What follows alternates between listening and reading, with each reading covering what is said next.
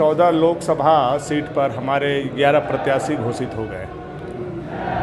चुनाव की पूरी तैयारी भाजपा कर चुकी है। मैदान में उतरने की बारी है। युवा मोर्चा के कार्यक्रम को लेकर के आज बैठक किया गया और विभिन्न दायित्व और जिम्मेवारी युवा मोर्चा को दिया गया है और उसी निमित्त आज यह बैठक रखी गई थी। युवा मोर्चा को टास्क दिया गया है, प्रत्येक बूथ पर 200 वोट हम लोगों को बढ़ाना है।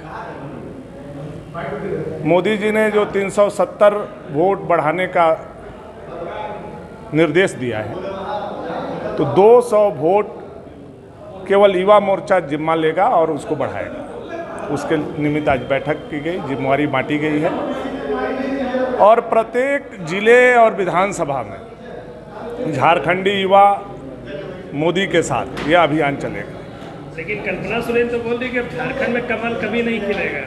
इंडिया अभी तो कल्पना जी ने अभी तो राजनीति में कदम रखा है, पहले तो उनका स्वागत है। अब एक आध दो चुनाव कल्पना जी जब लड़ लेंगी, जीत हार लेंगी, तब उनको पता चलेगा राजनीति का भाव क्या होता है। पहला बार जो आता है ऐसे ही बोलता है।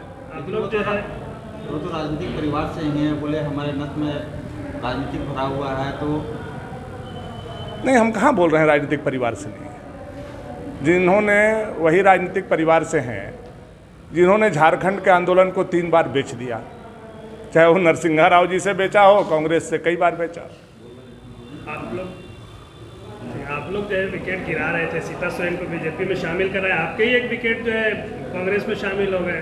देखिए, सीता जी का और गीता जी का कांग्रेस में आना उनके इच्छा पर था। वो लोग असहज थे।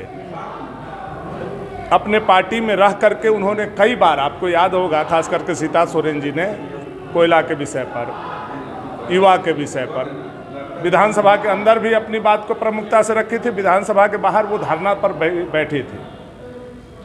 तो इस सरकार से वो काफ़ी पहले से नाराज थी और बाद में उन्होंने वह रास्ता का अख्तियार किया जो उनको करना चाहिए था।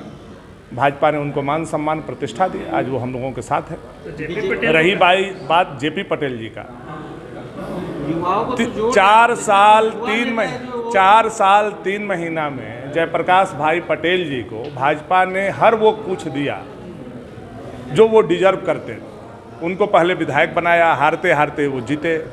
उसके बाद उनको प्रदेश का मंत्री बनाया, प्रदेश का उपाध्यक्ष बनाया, विधानसभा में सचेतक बनाया। अब का हम लोग जाकर के सब कुछ जिम्मा कर दें उनको? तो भाग गए। लोकसभा चाहिए था उनको, अब लोकसभा भी उन्हीं को चाहिए।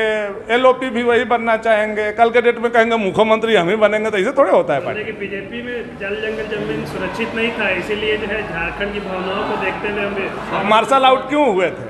अभी 1 महीना पहले जयप्रकाश भाई पटेल, आप लोग गवाह थे इस बात के ना, हमारे साथ मार्शल आउट हुए थे। उस समय जल जंगल जमीन का क्या स्थिति था, उसके खिलाफ क्यों बोल रहे थे? 1 महीना में ऐसा कौन सा परिवर्तन हो गया क्या आपका आत्मा परिवर्तन कर लिया? क्या कांग्रेस ने मोटा लालच दिया क्या उनको? जेपीएससी को